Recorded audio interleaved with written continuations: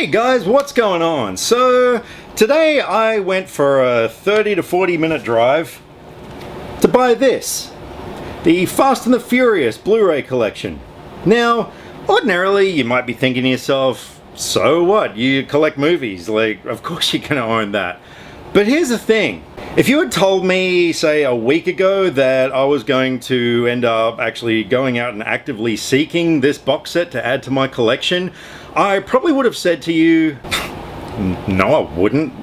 You're wrong, because I wouldn't do that. See, back in 2001 when the first Fast and the Furious came out, look, I was working in a video store at the time, so I was pretty much watching everything that came through our way, and I checked it out, having zero interest whatsoever in cars or car racing or anything like that, and I didn't like it. I really utterly loathed the film. I mean, it had zero story, zero plot, bland acting, way too many car races for my liking, and essentially it was just a remake of Point Break. Check it out. You got a hot young cop who's on the trail of a gang of thieves who are committing these robberies and stuff, who are into some sort of extreme sports. In the meantime, he forms a bond with the ringleader of the gang, and in the end is faced with the decision whether or not he's got to capture him or let him go.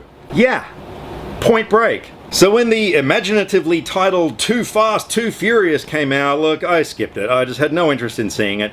For some reason, I saw Tokyo Drift and I didn't like it. I gave up on the series.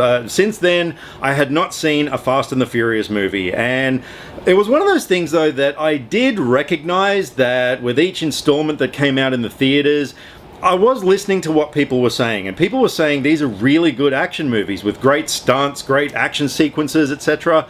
But I just couldn't get over that initial putting off, by the first movie. And so the 7th installment came out a couple of years ago, and I mean, this movie is the 4th highest grossing movie of all time. It took 17 days to reach $1 billion at the box office, and that absolutely shocked me because, I kept thinking back to that first movie and thinking to myself, how can a Fast and Furious movie be that good? So with the Fate of the Furious, the 8th installment coming out soon, and being that I now review movies, I thought, well, maybe I should catch up on the series and see what all the fuss is about. So last week I got really sick, and so I was stuck on the couch. I thought, look, let's check them out. So yeah, I watched the first one again, still don't like it for all the same reasons.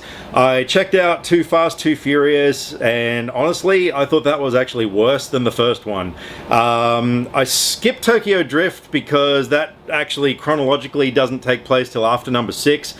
But I watched number 4, which was simply called Fast and Furious, and to my absolute surprise, I liked it. The movie went away from just being about car racing, and I kind of felt that Paul Walker's portrayal of his character, Brian O'Connor, was a lot more enjoyable to watch. His character was a bit deeper, a bit more serious, and the way Walker portrayed him, I actually thought was quite watchable. And I don't know, just the whole chemistry between everyone, and the fact that these movies were now kind of breaking away from, the blandness of the first ones and becoming these cool sort of heist movies and going to international locations and things like that. I actually thought, wow, that was a good movie. I checked out number 5.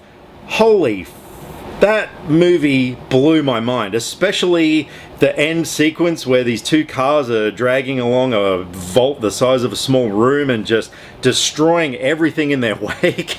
I mean, man, that was so much fun to watch. I loved it. Couldn't wait to put on number 6, which again, they kept topping them with each movie that went on. And I just watched number 7 last night, which, look, it was a good movie. It followed the formula that is being established now, but I do recognize that because of Paul Walker's untimely passing, it was a bit choppy in places. You could tell where they did rewrites, that sort of thing. I applauded them for the fact that they, tried to finish the film with, stand-ins and a CG Paul Walker, that kind of thing. Look, you can't criticize them for that because they carried it on and brought it out. And honestly, that ending tribute, which I'd heard a bit about, I heard that you can't watch it with a dry eye.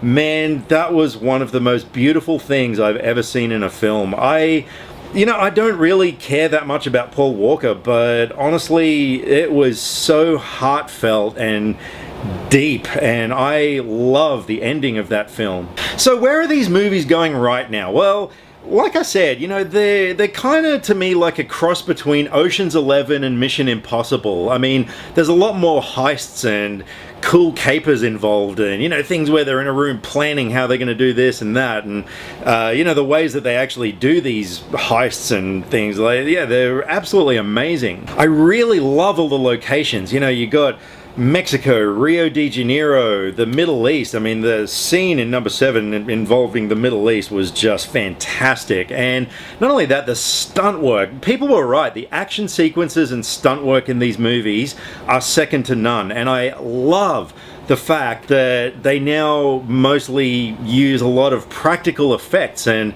actual things being destroyed, because the first couple of movies, yeah, they over-relied a lot on CG and really iffy sort of effects. I mean, you know, whenever the cars that seem to have like 17 gear changes, whenever they hit the nitrous button, you know, things are sort of streaked back and look like they were going into hyperspace from Star Wars.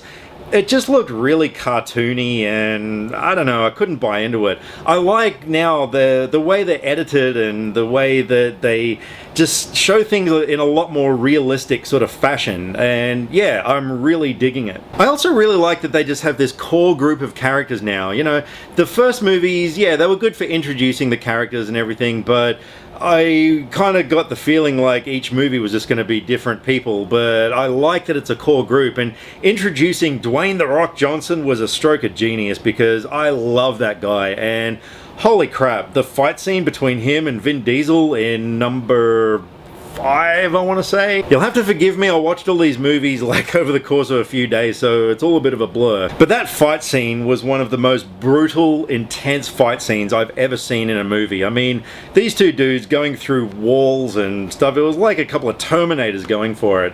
And yeah, I loved watching that. But the main thing that these movies are getting right is that they've found a balance between, you know, being cool, not taking themselves too seriously anymore. I think the problem with the earlier films is that they just took themselves a little too seriously for my liking, whereas now they're just like, whatever, man, anything goes. Let's see how far we can take this, and then we'll push it even further. And, you know, in subsequent films, it's like, okay, so we did that in the last one, let's do this in this one. And anytime someone says some really cheesy action movie line or does something that is so manly, I can just feel hair growing in places I've never felt before, I dig it. It's cool. It's funny. It's, you know, I mean, there's so many times when people say stuff in these movies and I just burst out laughing, and I'm digging it. So honestly, to me, this series has just blown my mind. These, to me, are probably up there with the most perfect